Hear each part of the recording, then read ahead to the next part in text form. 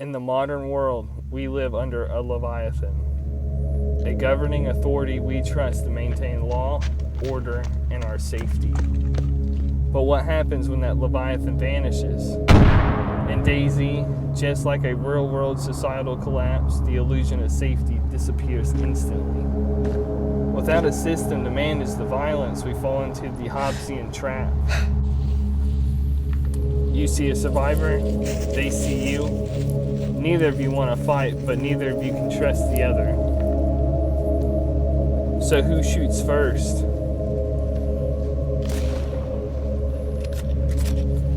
Today, we are looking at the brutal psychology of survival. Dayz versus reality. Let's see how close the game gets to a real-world collapse.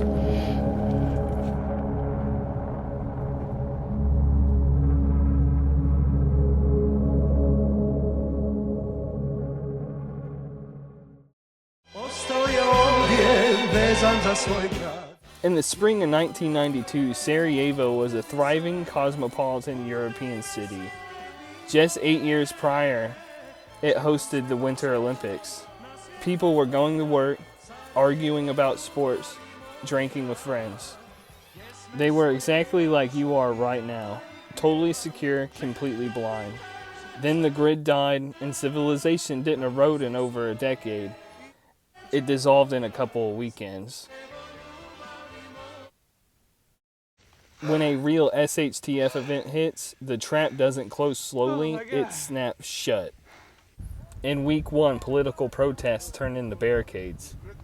People stayed home assuming things would blow over. By week 2, the airport was seized, and the city was completely surrounded. No food trucks were coming. By week 3, the power grid was targeted. Running water stopped.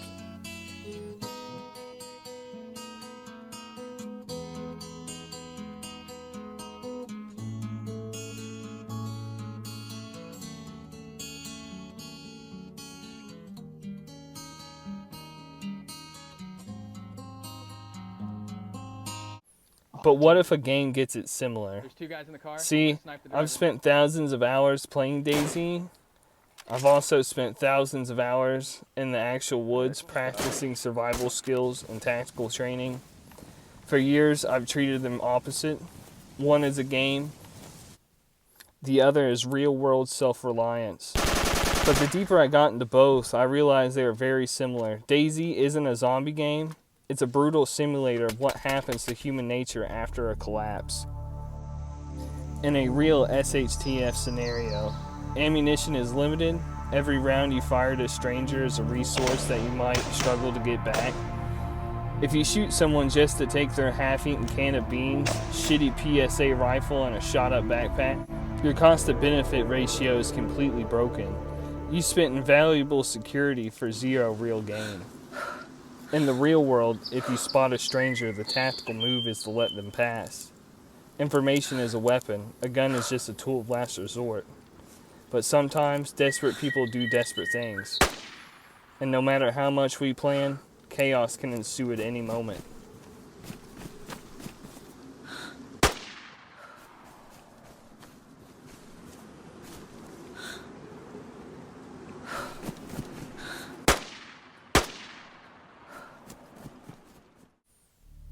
In a real crisis, sometimes the cost of not killing could in turn get you killed.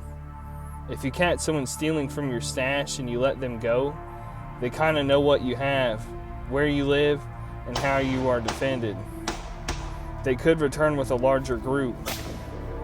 And if you decide to feed them or take them in out of mercy, you are now splitting an already low amount of food.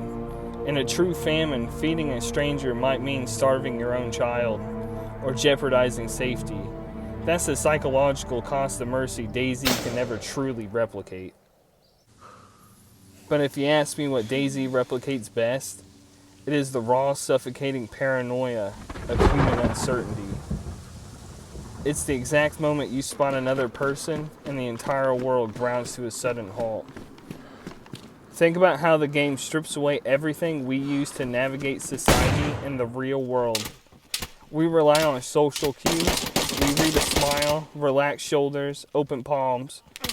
But in a collapsed world, just like behind a computer screen, those cues evaporate. You are forced to look at people not as your neighbor, but as the things they carry. What is their gear? What is their posture? Are they alone? Part of the psychological horror isn't the lack of food or water. It's the total destruction of predictable human behavior. When you look at history, whether it's long-term sieges, economical collapses, or natural disasters, the people who make it through aren't the solo tacticians hiding in the hills. It's the tight-knit communities. It's the small neighborhoods. It's the families who share resources. It's the people who actually know their neighbors. Buy the gear, do your training, enjoy the games, but remember, your most important asset isn't sitting in your gun safe or bug out bag. It's the people standing next to you. Let me know your thoughts in the comments, guys. It's been Ian. This has been my longest video. I've done a lot of work, so I hope you liked it. Till next time, peace out.